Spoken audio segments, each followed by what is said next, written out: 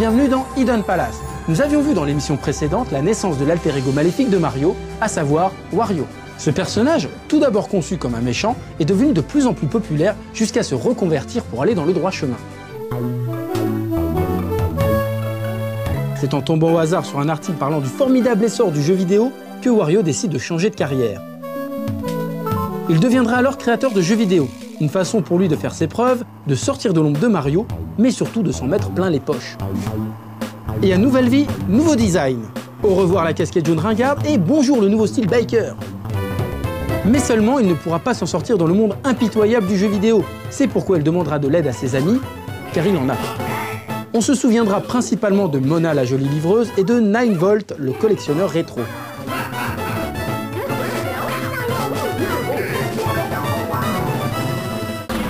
Wario et son équipe ont tout plein d'idées saugrenues. C'est pour cela qu'ils créent une collection non pas de mini-jeux, mais de micro-jeux. Par micro-jeux, on entend des jeux au principe super simples qui doivent se jouer dans les 5 secondes. Ainsi, le moustachu peut se targuer de plus de 200 micro-jeux par cartouche. On trouvera plusieurs déclinaisons de ce concept. Dans WarioWare Twisted par exemple, il faudra faire littéralement tourner sa GBA pour réussir les jeux. Wario surprendra les joueurs avec ses nouvelles façons de jouer, qui fleurent avec le génie ou le débile. Ces micro-jeux seront aussi très utiles pour expliquer les gameplays des nouvelles consoles Nintendo. Par exemple, lors de la sortie de la Nintendo DS, WarioWare Touch était là. C'était une façon très ludique pour comprendre toutes les fonctionnalités de la machine. Tout y passe, le micro, l'écran tactile. WarioWare est sans aucun doute le moyen le plus efficace de se familiariser avec la console à double écran.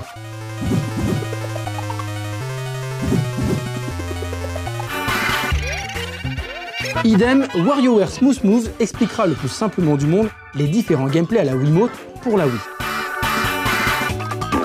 Le tout expliqué avec une voix calme, suave et sensuelle. Le guidon. Tourne le bâton de style sur le côté et empoigne les deux extrémités. C'est comme faire de la bicyclette. Il faut un bon équilibre et un short moulant. Et rebelote pour la DSi, où les micro-jeux utiliseront les fonctionnalités des caméras de la dite console. Le prochain jeu à venir proposera carrément aux joueurs de créer ses propres micro-jeux et de les transférer de la DSi à la Wii et même de les distribuer en ligne.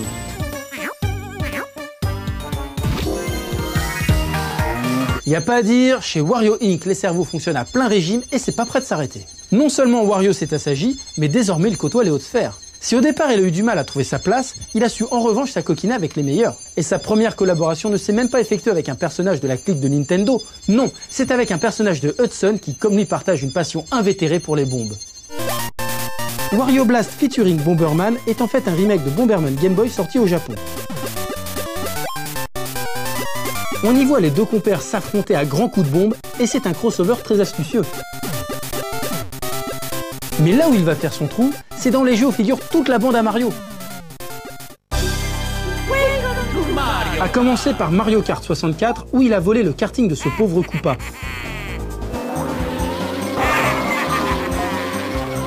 Et dès lors, on le retrouvera dans tous les jeux de type Party Game, Mario Party, Game & Watch Gallery ou encore tous les jeux de sport Mario.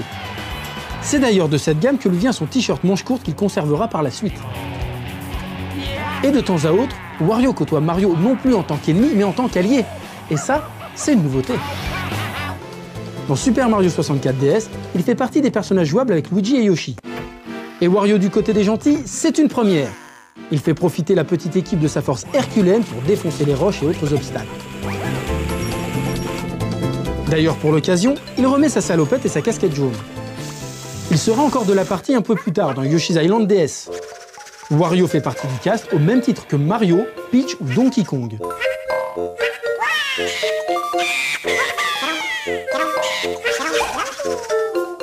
On peut même l'apercevoir dans un jeu où il n'a rien à faire, Densetsu no Staffy 3. Wario apparaît dans le 8e monde et la petite étoile va devoir l'aider à trouver des trésors. A noter que les monstres de cette zone ressemblent aux bestiaires des Wario Land.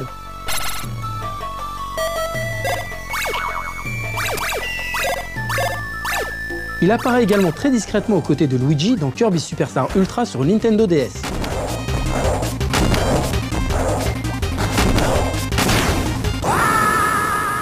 Une chose est sûre désormais, Wario fait partie intégrante de la clique et mieux que ça, il est devenu incontournable. Au point même qu'on le retrouve en tant que personnage jouable dans Super Smash Bros. Brawl. 2, 1, temps écoulé. Et il n'est pas sous l'égide du champignon comme Luigi, Peach ou Bowser, non, il roule pour lui avec le fameux W pour étendard. Il a à sa disposition sa moto, sa force légendaire et aussi une arme de destruction massive, le P.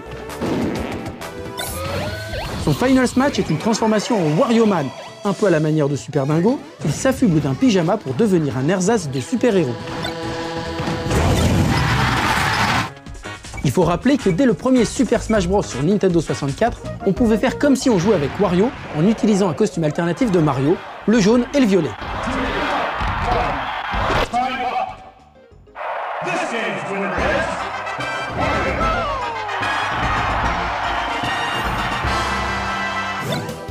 Quand Wario est à son tour entré dans la mêlée, il avait à sa disposition deux costumes différents. Tout d'abord, celui des WarioWare, où dans son dos figure le désormais célèbre Hurry Up, symbole de la série. Mais il y a aussi le traditionnel combo salopette-casquette. Dans ce dernier, une des couleurs alternatives est le rouge et bleu, comme Mario. La boucle est maintenant bouclée, Wario peut porter les couleurs de Mario et vice-versa, de quoi en perdre la tête.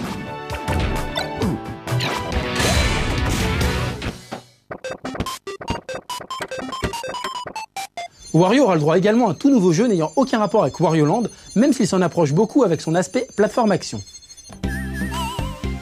Mais c'est surtout grâce à la ribambelle de transformation, ou du moins de déguisement, que l'on fait le rapprochement.